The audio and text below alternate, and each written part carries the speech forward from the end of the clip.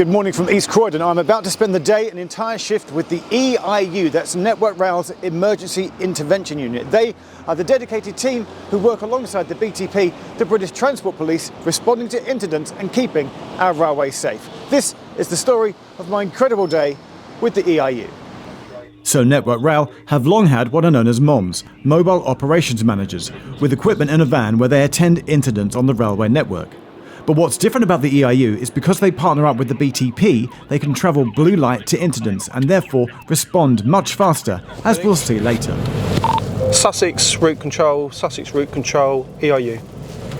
Go ahead. Receiving. So look, as you can see, we've got so much traffic in front of us that this is where the blue lights come into their own, because it's the difference of us getting to a call and us not getting to a call. This isn't the only EIU. There's this one here at East Croydon, codename Uniform 80, which covers the area from Victoria down through East Croydon and into Sussex. And in the southern region, there's one at Kent, and two in Wessex, an inner and an outer. And around London, there's one at Slough, which handles calls out to the west, along with one based at West Ham 2 for the Anglia region.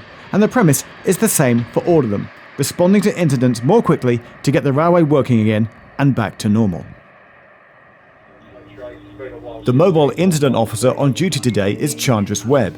He's extremely experienced with over 25 years of working on the railway. This is our office we book on at. We come in here, we check emails, have a bit of breakfast, do what we need to do, and then once we leave, we're out for pretty much the entire shift until we come back. And from the moment they book on, they're constantly listening out to their radio system. The radios are pretty much national. You know, if I needed to, I could speak to someone in Scotland on it. I mean, I don't need to. Obviously, my controllers that I speak to are based in Three Bridges. That's where they talk to me from. I can talk to any mom that I need to on Sussex. They could be based anywhere between London and Brighton, and it's as clear as a mobile phone, really. And on duty today with Chandris is Lindsay, and she gives us a quick look around the equipment on board the response vehicle.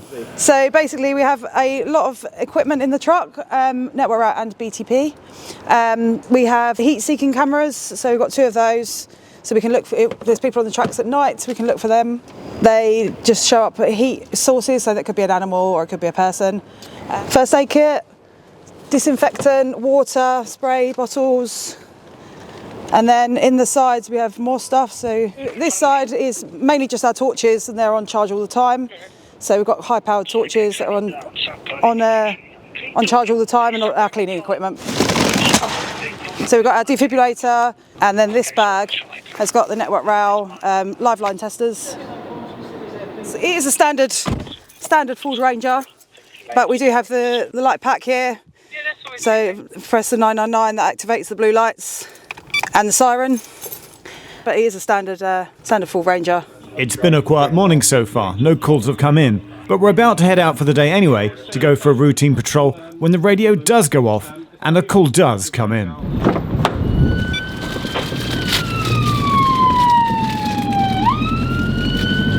We're off to Wandsworth Common, where trespassers have been spotted near the tracks at Wandsworth Common Station, and all trains in the area have been put on a go slow. Yeah, just wondered if you had a direction of travel for these trespassers at Wandsworth Common, over. No, Metro BTP that they were reaching the substation jumped off London End to Wandsworth Common. Yeah, no worries, that's all received. I believe the Met Police are actually on site at the station now, over. But en route to the call, we get word that local BTP officers have dealt with the incident and the EIU is stood down. So Chandris then gets to explain typically what their working shift is like. We don't sit at the desk very much, to be fair. We come in, we'll have a bit of breakfast, we look at what we're doing for the day, and then once we leave the office, we generally won't return until the end of our shift, or if we go back for some refs and something to eat. So once we're out, and we take the calls as they come up, or we do our taskings that we are set on a day-to-day basis. Chandris also explains that sometimes just their presence can be a preventative measure. Because it's a marked police car, just by being in a station car park can deter quite a lot of stuff, whether it's criminality or people going there for any reason they shouldn't be there. They might see the police car and turn around and walk away. Now, that's the BTP side of the unit, which is all about deterring crime, and as opposed to responding to an incident. So yeah, there's two sides to our coin, really. And it's not just the big stuff they deal with. Sometimes at stations, there's also minor things that they can quickly deal with. If we're at a station, we do a patrol the station, walk around the platform, we talk to staff. Sometimes the staff might tell me things like, there's a football on the track, or we can get it dealt with ASAP. If it's a football with a track, I can take a quick line block and retrieve the football, because do you know what, if a kid sees that football, they want that football, and they don't understand the dangers of the railway. So by removing the risk, it's better for the railway and better for that person if they don't see the ball, if that makes sense. I'd also earlier spoken to Louis, the EIU's operations manager. Trespassers and fatalities are the sort of main bread and butter of the unit, so be able to have that officer nearby, get blue lighted straight to scene and then assume control from network point of view, then getting the trains up and running. Effectively what we're trying to do, the quicker we can get the EIU to site, the quicker we get the trains up and running, we can get that incident managed and handled, and effectively for train performance get the railway running again for passengers. For certain instances, about that blue light capability, so a place like Clapham Junction Station, we've got traffic 20 miles an hour and general London traffic, a mobile operations manager will take say around 20 minutes to get to certain parts of that patch. But within EIU you can shorten that down quite a lot. So recently we had an incident at Eden Park, which the EIU base here were able to get there within 5 minutes and appoint itself as a rail incident officer for a fatality, whereas the normal mobile operations manager was about 20 minutes ETA. Back in the police vehicle, and we're heading to Sussex to go on a patrol. So we are heading to a lovely place called the Ouse Valley Viaduct, or Balkan Viaduct as some people know it, where, because the viaduct's such a lovely place, we do get quite a lot of trespass there. The gate is open down to the farm. The Ouse Valley Viaduct is on the Brighton Main Line, so it's in constant use with several trains per hour always running past throughout the day and into the night. Yeah, so Balkan Viaduct, which is an amazing piece of infrastructure, it's beautiful, you've got all the views around and people want to get the best view possible, and in some cases they want to be on top of it to get the photos. It delays trains and it's very, very dangerous.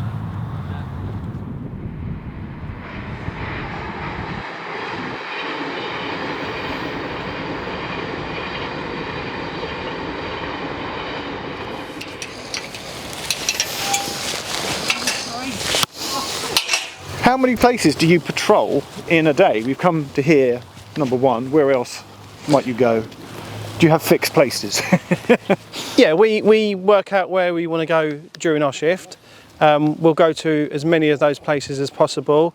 Obviously we're dictated by incidents that happen, so we might have to stop what we're doing and go to something completely different. Right, so any time we could be driving along and suddenly the radios, I know you have two radios. I do. They suddenly kick in and then you're off out on a call somewhere. Yeah, if the radio goes off and we've got a call somewhere, we'll go. You know, the tasking can wait until another shift. So you call this tasking? Yeah, it's a tasking that we would do in between incidents, so we can, you know, keep on top of what's going on in our area and just be a visible presence to anyone that's thinking of doing anything on the railway they shouldn't be doing. Has it ever happened? You've turned up on a casual patrol one day and you've sort of stumbled across some people that were maybe up to no good? I can't say whether we've done that, but we've turned up at places and many people have turned around and walked away. Wow. For different reasons. Who knows what their reasons are, but yeah, you see them, they literally like turn around and off they go. They see the orange, they see... It's not the orange they see, I think it's more the BTP side of it. And then they're like, okay, we're going to go. Yeah. Okay. No, I think we're going to... Is it Bridges? Three Bridges first. Gonna do a little patrol through Bridges and make sure everything's hunky-dory there, and maybe move on to Gatwick after that. Three Bridges is also where the ROC is, the Railway Operations Centre. I visited there last year as part of my signalling documentary. But at the station, it's just a place that Chandras likes to come and visit to make sure that everything is in order. We like to come to these stations, just walk around, be a bit of a visible presence. I like to check the gates just to make sure they're secure and everything's hunky-dory and there's no one sort of loitering in the areas they shouldn't be. All good. I spot a member of staff on the opposite platform wearing a white jacket. Yeah, so he's a travel safe officer. He's placed on the station. His main job really is just walking up and down the platforms each day, making sure everyone is safe and well, and any issues hopefully will get highlighted to him and he could intervene until the police get here and deal with it themselves if they're needed. Sometimes it takes that part away and they're not actually needed. It's just, you know, helping the travelling public really. Obviously, I've been chatting to Chandris and Lindsay throughout the day, and I found myself tuning into the radio, like keeping one ear on it in the same way that they do at all times. So the radio channel covers the whole of the south of the country, basically, right from Victoria, London Bridge, down towards Dorset, next to, across to the edge of Wales, but not into Wales, and then across the other side, not as far as Essex. But does that mean the whole time, the whole shift, you've sort of got one ear on your radio? Yeah, pretty much. But I'm sort of tuned into the areas that we cover. So each area has like a 2-letter. So Croydon area will be Sierra Charlie, and then the Brighton area will be Sierra Bravo. So I'm sort of tuned in to pick up on those areas. So if you hear those letters, then you're like, that's my patch? Yeah. Say, for example, I was at Gatwick the other day. I wasn't really tuning into the radio as such, but obviously it's on. And I heard blah, blah, blah, blah, blah, Gatwick. So at that point, I was like, oh, Gatwick, I'm here, what's happening? So then I will either ask the control room to relay what they've already said, or I will have a look on my mobile device and see what's going on, and see if there's anything that we need to get involved with or I can assist with while I'm there. And Gatwick is another hotspot that's on Chandris's hit list that he likes to go and check just to make sure that everything is secure.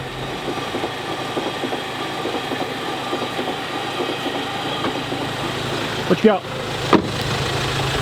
So access gate, we're just going to check it's secure and safe and no one's going to get access. So quick check. Beautiful. All good? All good. Secure? Yep. Lovely.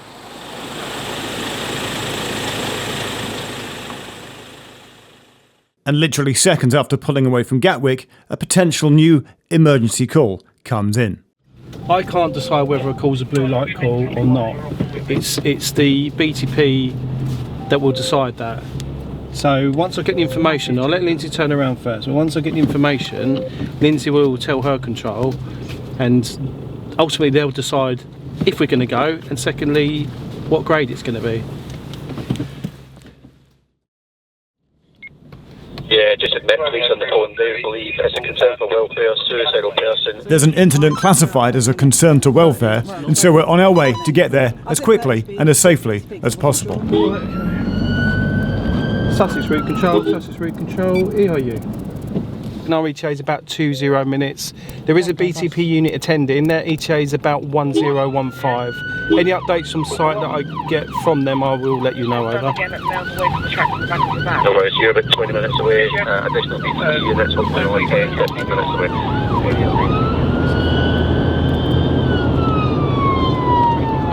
Yeah, so because of the information, the trains in that area are on caution, which basically means they're going at a slower rate through that area. The drivers will be aware that something's happening and they're going to keep an eye out, and if they see anything untoward, they'll report that to the signaller, and if they equally see nothing's going on, they'll report that back as well. So we'll probably have a good few drivers through there. Will tell us either way if something's going on there, but the local BTP units will be about 10 minutes before us, hopefully. So look, as you can see, we've got so much traffic in front of us that this is where the blue lights come into their own, because it's the difference of us getting to a call and us not getting to a call. And while still en route, we get an update. Sussex route control, EIU. Go ahead. Receiving. Yep, so the person is a female. She's now in the back of an ambulance in a safe place. It's safe and clear that you can get trains back on normal running. Confirmed safe in the back of an ambulance. I'll speak to the box now and get that caution lifted over. Yeah, no worries. As I say, we're downgraded. We're only about 6 minutes away. We're just going to go and make sure the crossing's okay over. Understood, thank you.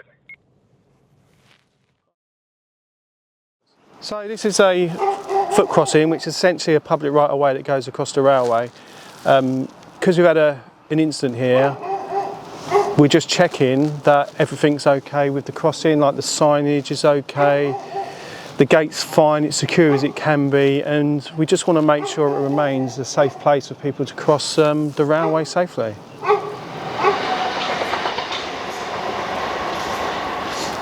Control receiving. Everything's as it should be. There's no issues there. I can confirm the person is in the back of an ambulance, safely away from the railway. So we're going to stand down. Over.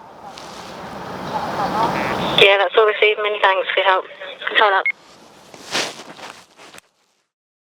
Yeah, so that incident, being with BTP and other units are going, they arrive, they will update their control room and everyone else that is coming. So I knew, and we could ask them questions as well, that person was in a safe place away from the railway, which means that there's no longer a requirement to have trains going slower under caution through the area, and we can get trains back to normal speed, delays are then cut, and the passengers aren't delayed anymore. So the information we receive, we pass on and we can lift the caution. Job's a good one.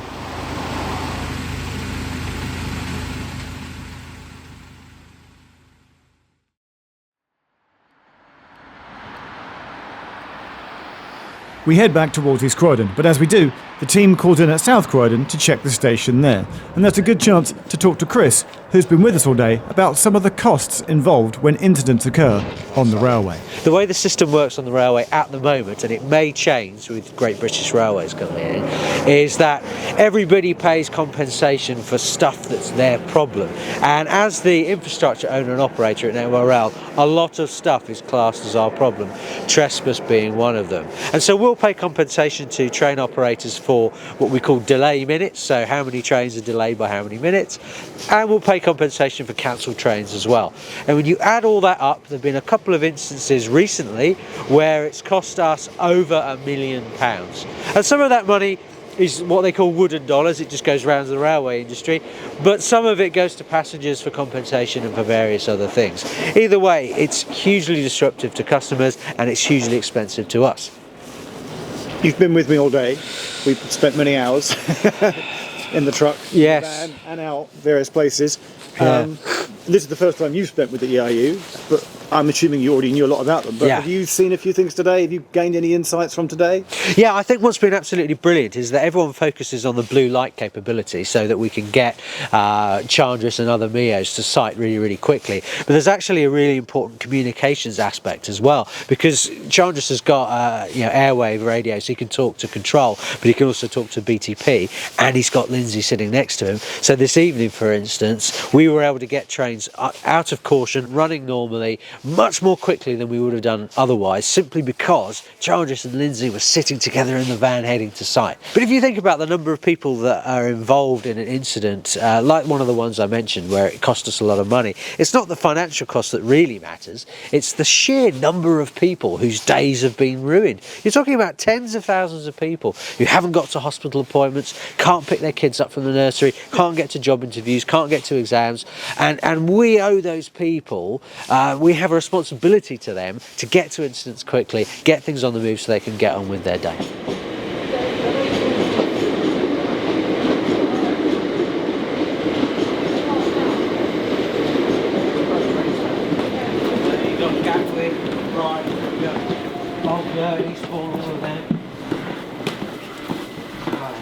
And then there was a nice moment where it acted as a reminder that just because you might think passenger trains aren't running, freight trains are always off and running.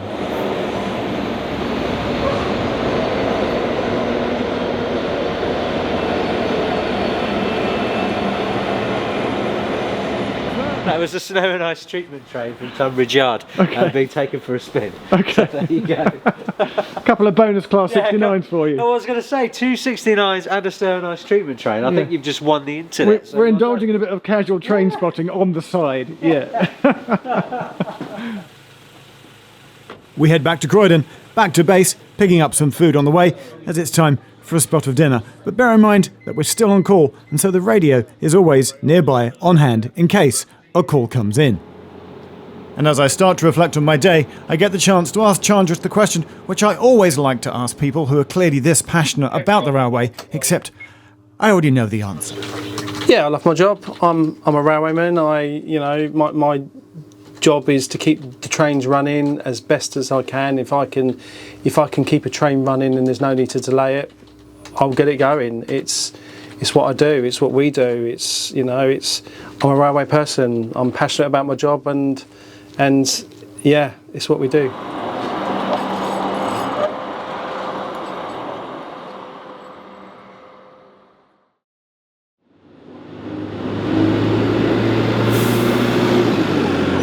And that was my day with the EIU, the Emergency Intervention Unit. My thanks to Chandris and the whole team and Network Rail for having me along. I'm always struck with this overwhelming feeling of like, you know, I'm a regular passenger most days, as are thousands of other people, and you just don't realise that all this work, these people are working calmly, diligently and professionally behind the scenes to keep your railway running safe and smoothly. And it's quite overwhelming to think that they are there doing a great job and they actually care for you and care for people, and that I really, really love. So my thanks to everyone again today. Thanks for watching, and I'll see you in the next video.